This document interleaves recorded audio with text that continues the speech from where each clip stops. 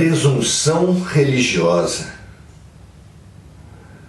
Muitas vezes os historiadores tratam os luminares que vieram à Terra como fundadores de religião, quando nenhum deles organizou instituições, ergueu prédios, fundou hierarquias.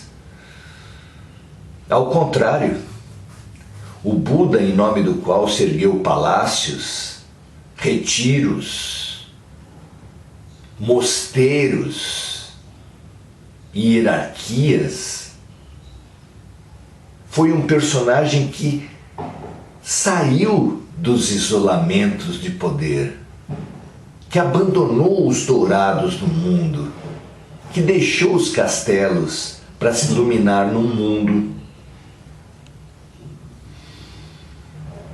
Ao contrário, o Cristo, em nome do qual se organizou exércitos, guerras, torturas, perseguições, foi ele mesmo perseguido por exércitos, torturado. Não tinha uma pedra sequer onde recostar a cabeça. É notável e trágico o que se tem feito com o legado dos luminares. Mesmo crentes ou buscadores sinceros da espiritualidade correm um risco enorme ao lidar com o mundo espiritual.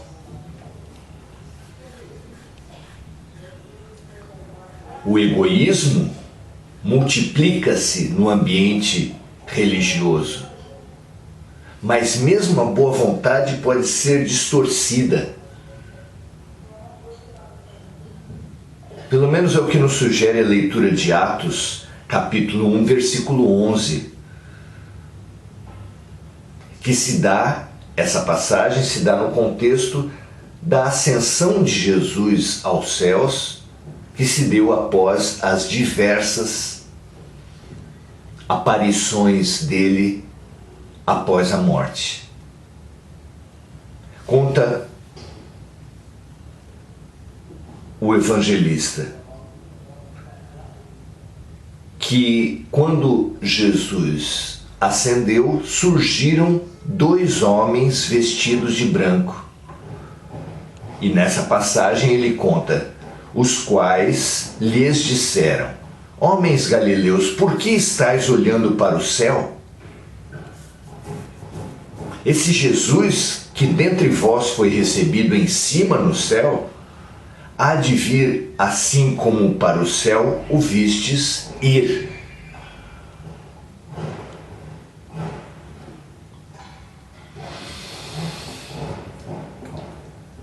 A realidade espiritual é fascinante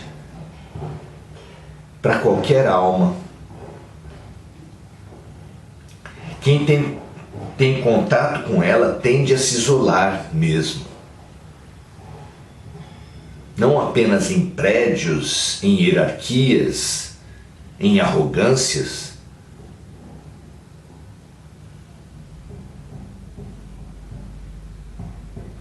mas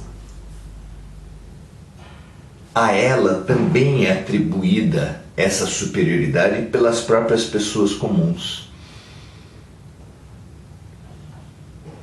A idolatria é uma moeda com 2 faces que serve à vaidade dos idolatrados e serve ao comodismo dos idolatrantes. Porque se aqueles que se melhoram são seres especiais, privilegiados por Deus, nada há que se fazer para se melhorar, não é? Infelizmente é uma triste parceria aquela que está na origem das instituições religiosas. esse fascínio pelo mundo espiritual, essa idolatria, precisa ser quebrada para que nós todos percebamos, inclusive aqueles que adquirem algum dom espiritual, aqueles que têm contato com verdades espirituais, todos nós que somos buscadores, precisamos dessa clareza. Aqueles que recebem dons espirituais precisam saber que eles são muito diversos e muito amplos e que ninguém possui todos, nem mesmo um deles em toda a sua profundidade. E acima de tudo que estamos sob uma coordenação que nos dá material didático, nos dá ferramentas de trabalho, mas que quando percebe que elas são mal utilizadas ou desperdiçadas, as retiram.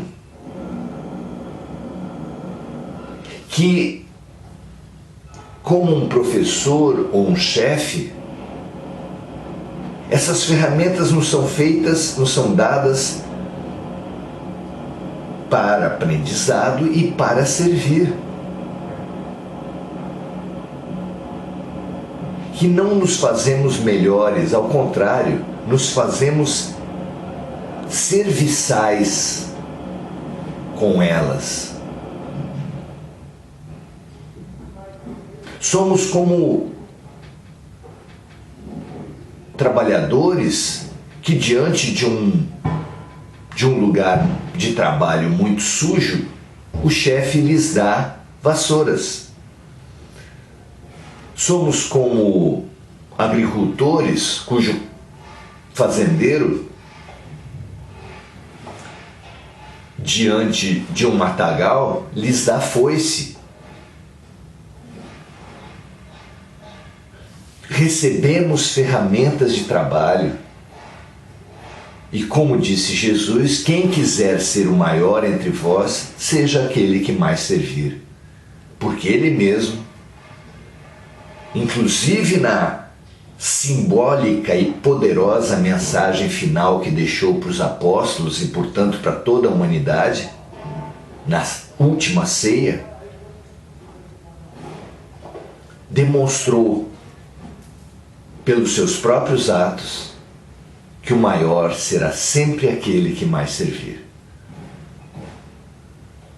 Que assim seja, que nós aprendamos isso, saiamos dos pedestais e pratiquemos a lição dos luminares.